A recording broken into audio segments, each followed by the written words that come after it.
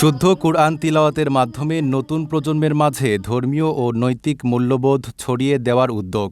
নগদ ইসলামিকের আয়োজনে সন্তানের কণ্ঠে কুরআন তেলাওয়াত প্রতিযোগিতার গ্র্যান্ড ফিনালে বিজয়ী হয়েছেন নগদ উদ্যোক্তাদের ৯ সন্তান।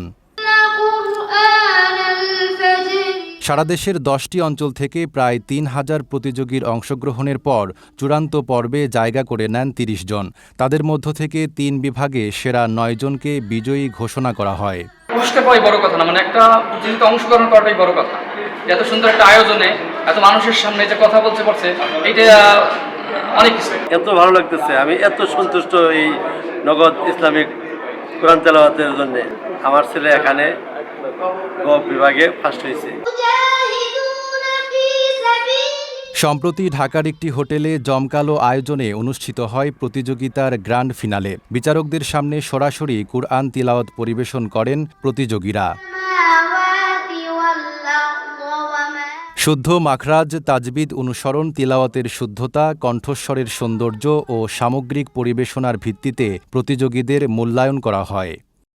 সন্তানের কণ্ঠে কুরআন তিলাওয়াত, এই সন্তান আপনার সন্তান, আমার সন্তান, দেশের সন্তান।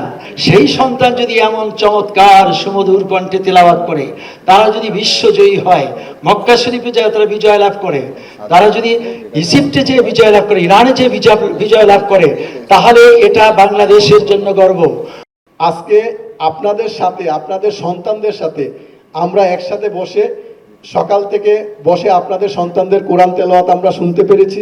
ভবিষ্যতেও এই নগদ ইসলামিক থেকে এই কোরআন তেলাওয়াত, সন্তানের কণ্ঠে কোরআন তেলাওয়াতের যে অনুষ্ঠান, এটা অব্যাহত থাকবে ইনশাআল্লাহ। বিজয়ীদের দেওয়া হয় ক্রেস্ট, সনদপত্র ও নগদ অর্থ পুরস্কার। প্রথম পুরস্কার ৫০,০০০ টাকা, দ্বিতীয় পুরস্কার ৩০,০০০ টাকা এবং তৃতীয় পুরস্কার ২০,০০০ টাকা। শিশুদের শুদ্ধ কুরআন তিলাওয়াত শেখানো এবং নৈতিক জীবন গঠনে উৎসাহিত করতেই এমন আয়োজন। আয়োজকদের প্রত্যাশা, ভবিষ্যতে আরও বড় পরিসরে এ ধরনের উদ্যোগ অব্যাহত থাকবে। নাইম আরাবী, ঢাকা পোস্ট।